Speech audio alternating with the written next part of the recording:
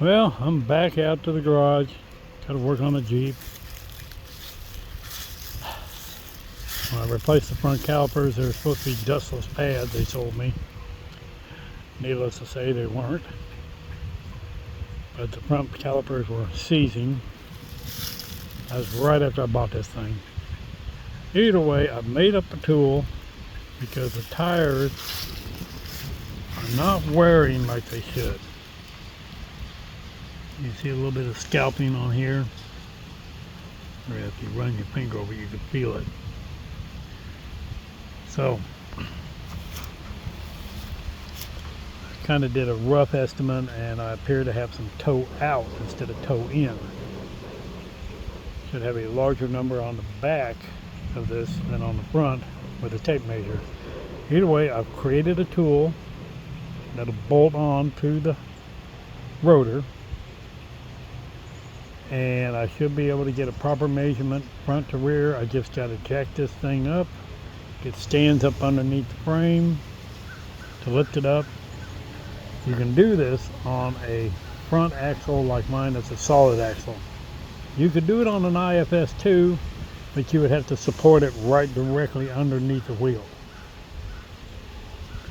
at the bottom of the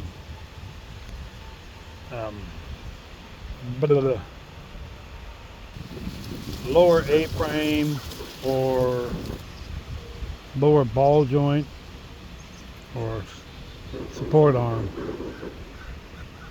I will bring you back after I've got this set up on stands. Well, as you can see, I got the wheels off, and this is a link clear across there that I've got to get loose. My problem is that it does not want to come loose on this end, and I am using a big pipe wrench. So I'm going to bring out my oxyacetylene torch and put some heat to this thing.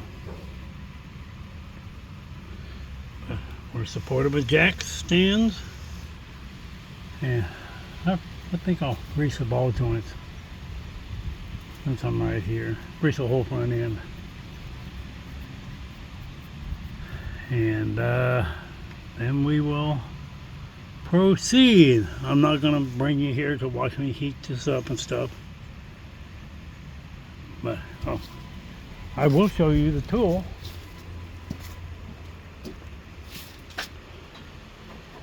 If you can call it a tool. See there? Straight, they're right up against each other, one end to the other, and I drilled out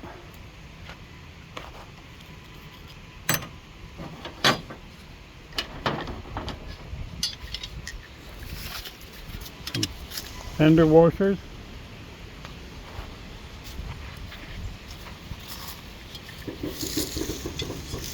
This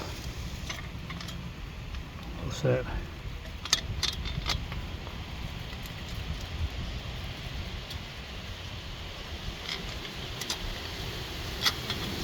right there.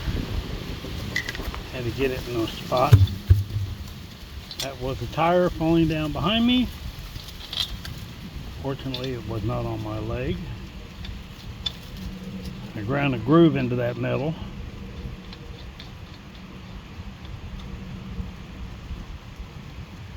All these do is hold this thing up flat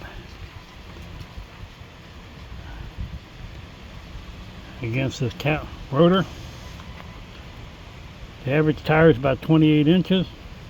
This is 27 from end to end. So I should be good to go. I'll put the other side on and bring you back. Well, the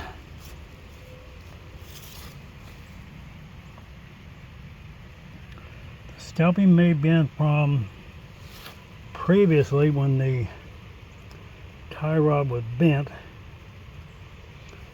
or drag link, or push pull, whatever you want to call it. I mean, it goes by several different names. But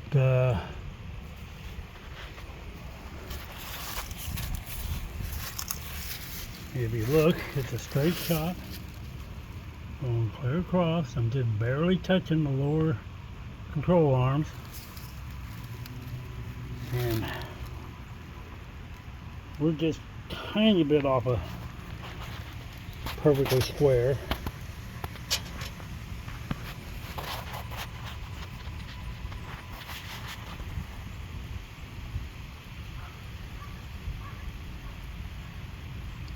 And you can see we're just a hair over.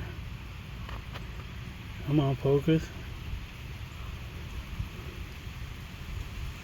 We are almost dead on 64 1/4. We're a 16th, or maybe that's an 1/8. No, we're a 16th of an inch over 64 1/4.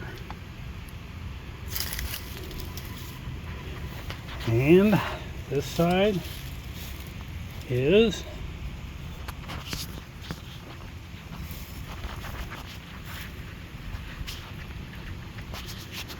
let me get it down there where you can see it.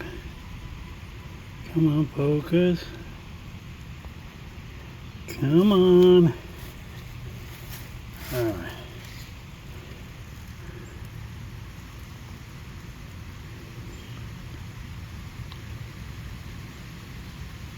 And that's a 32nd over an 1/8.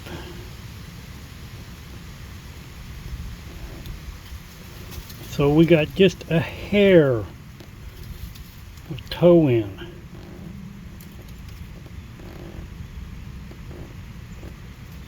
Just a tiny little bit. Well, I had to do a little quick math, and I am 3/32 of an inch over an 1/8.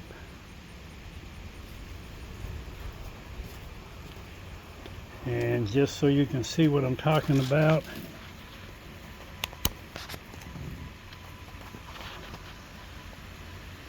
that's an 1/8 of an inch.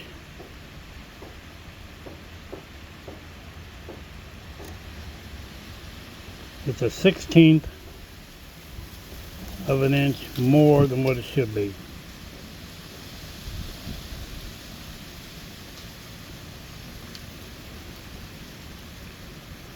So I'm going to try to loosen it up and bring it in just a hair and hope I don't get a wobble. Well, wheels are back on. I haven't tightened them down yet. That jack stand sunk in the ground a little bit, so I had to raise the axle back up. But it's all done. And the process of heating up the rod end to get it loose, I blew the diaphragm in the regulator on my oxygen tank. Guess I'm lucky it wasn't the fuel. But other than that, the front end is greased as I mentioned before. I'm just going to tighten down the wheels and set it back down on the ground. Unfortunately, you missed all the exciting part. But with the regulator diaphragm blowing as it did, I didn't have time to stop in the video. Y'all have a good day now. Hope it's better than mine. Toe is just about dead on now, where it's supposed to be. Oh, hopefully no more bad tire wear. And it should steer perfect. It didn't steer bad before. But that way I just did it is a lot better than having somebody hold the tape at the front and then hold the tape at the back, and you just come up with, well, when I checked it that way, I showed it I was an inch toe out, and come to find out that it's not that. It was a little too much toe in, not toe out. How I got such a random setting, I don't know. And for those that don't know it, had to replace the alternator on this. It finally went all the way out. It's left me stranded twice, but I didn't know if it was the alternator or the ECM, PCM, whatever, the computer that tells this thing when to work and when not to work. So I bypassed everything and manually engaged it, and it did nothing. And then you shut it off, start it back up, and then it charges. And then you shut it off, start it back up, and it charges. You shut it off, start it back up, and it doesn't charge, even though it's being engaged manually. So that told me that it was the alternator. So I put a new one of them on, and it's working great. Hopefully I won't get stranded again. And since it's fall and the leaves are coming down, things are getting covered here.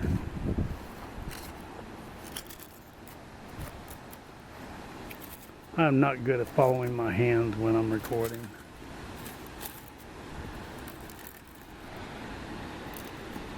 Even when I'm trying to think about it, I'm still not any good at it. Alright. Get those out from underneath the hood. I think we're good on this side. Other than a couple right up here. And some right in there, which you're going to get there no matter what. So.